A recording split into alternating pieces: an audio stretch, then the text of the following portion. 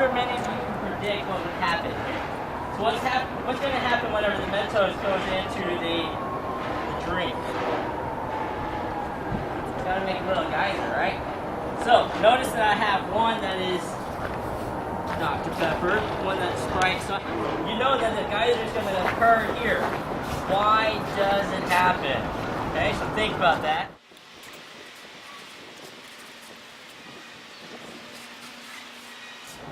Anybody want to pull?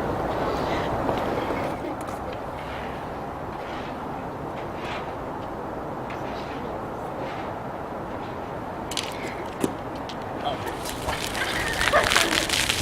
So that one got about as tall as me.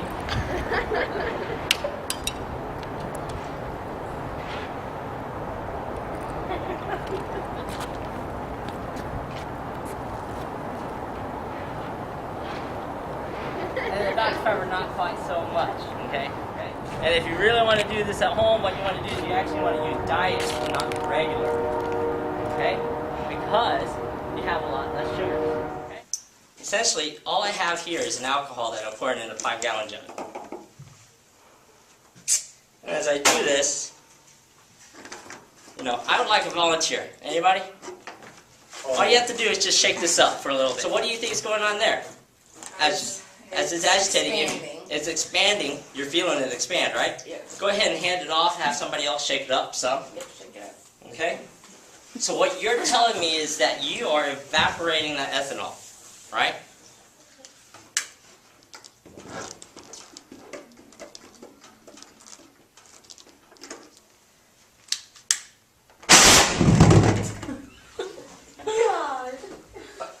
Okay?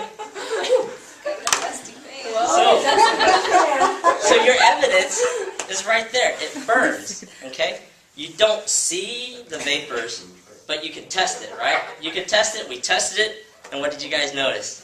It burned off. It burned off pretty quick. This potassium chlorate is quite oxidizing. It wants to essentially always do a redox reaction of some sort. Now, I like to use gummy worms or gummy bears mainly because they're fun to deal with, but you could deal with any kind of sugar source. And as such, as you can see, you see guts flying all over the place. It's quite violent, it's quite bright. It's really hot out there. The black stuff is really the gummy worm guts. Okay? And so you have several different types of redox processes taking place here.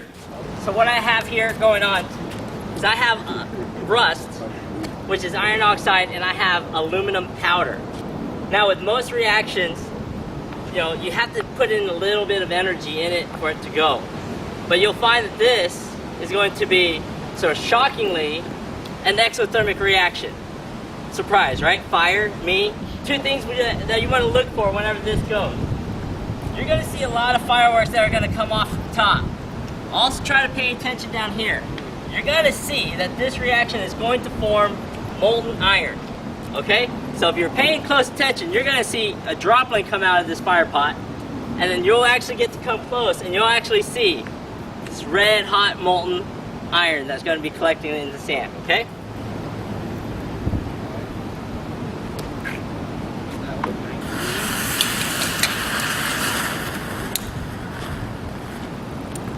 How the iron industry works back in the past, especially when they were making stainless steel. Okay? So hopefully you enjoyed that final reaction to end the year.